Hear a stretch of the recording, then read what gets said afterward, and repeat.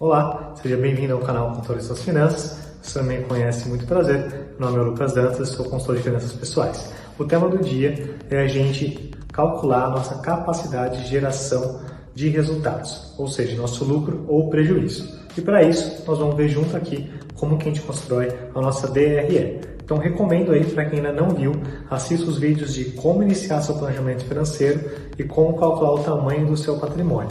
Acesse lá o site controlesuasfinanças.com.br, que lá tem tanto esses dois vídeos como todos os demais aqui no canal já organizados, já para facilitar o seu aprendizado. Então, começando pelo vídeo de hoje, vamos fazer um breve recap sobre o que é a DRE. Ela é um relatório contábil que nos ajuda a identificar a nossa capacidade aí de gerar lucro ou prejuízo em um período de 12 meses.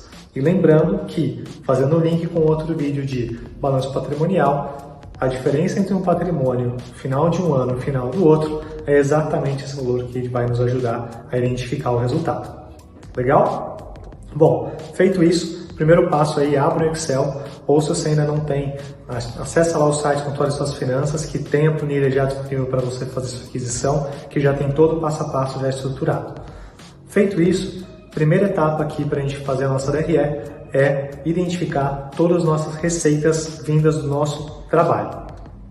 Ou seja, consolida aí tudo que você recebe, se você for CLT, de salário, benefícios, FGTS, 13º, férias, bônus e compensações adicionais, remuneração variável se tiver, por aí vai, e faz a somatória de tudo isso que vai entrar no seu caixa nos próximos 12 meses por fruto do seu trabalho.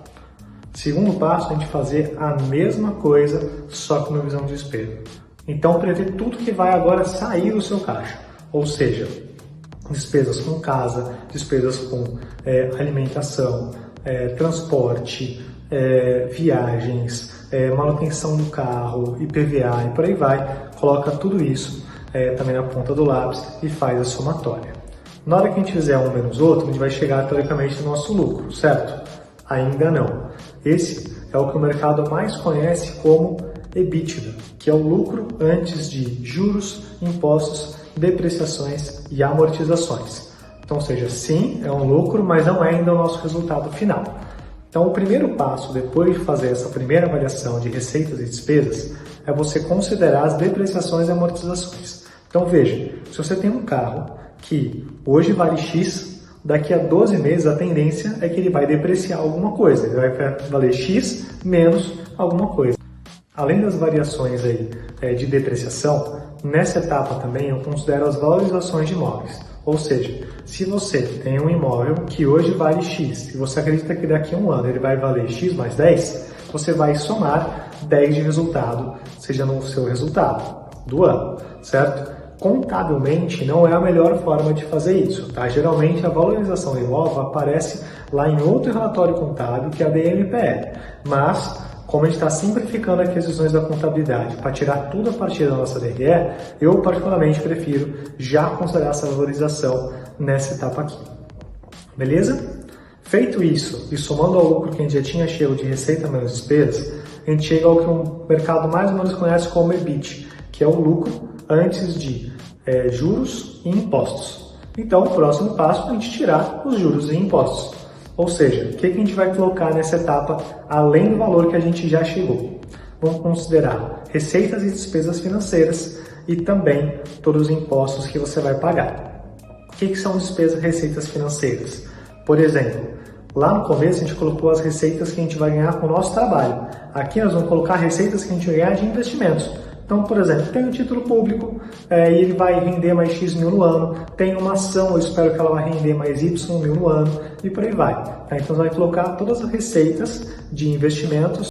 Além disso, tem as despesas também. Então, se você, por exemplo, tem um financiamento imobiliário e você não declarou os juros que você paga lá nas despesas, aqui é a hora de colocar ele. Outro exemplo, a parte de impostos. Se você declarou o seu salário bruto lá no começo, aqui é a hora de você declarar os seus impostos que você vai pagar em cima daquela folha, se você for CLT. Se você for empresário, a mesma coisa, você recolher algum imposto posterior, é nessa etapa que você vai lançar. Aí sim, feito todas essas subtrações, onde vai chegar de fato no seu lucro líquido ou prejuízo. Depende do resultado que der aí a sua conta. Fechado? Acabou? Ainda não. Tem mais um último passo que é importante a gente fazer. À medida que você já sabe qual que vai ser o seu lucro líquido, o último passo é você ir no seu balanço e refletir já o que você vai fazer com esse lucro. Por exemplo, deu lá no final do ano que eu vou lucrar 50 mil reais. O que eu vou fazer com esse dinheiro? Vou quitar a dívida do meu imóvel? Vou quitar a dívida do carro? Vou aplicar em título público? Vou, fazer uma reforma na minha casa e somar no valor do imóvel? Então aí você já aproveita esse valor que deu e já prevê aonde você vai fazer essa distribuição desse valor lá no seu patrimônio.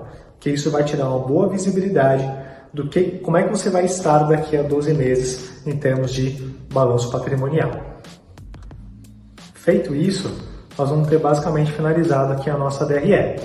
Mas eu sei que nesse processo vão surgir várias dúvidas, porque é muito detalhezinho.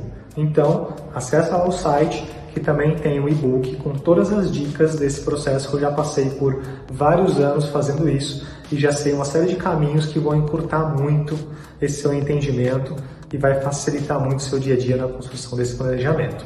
Beleza? Esse foi o vídeo de hoje, espero que vocês tenham gostado. Se sim, deixa aqui o like para fazer com que esse vídeo chegue aí até mais pessoas. E vamos no próximo vídeo, onde a gente vai falar um pouco de como que a gente constrói alguns indicadores para você monitorar a saúde das suas finanças. Um abraço e até o próximo vídeo.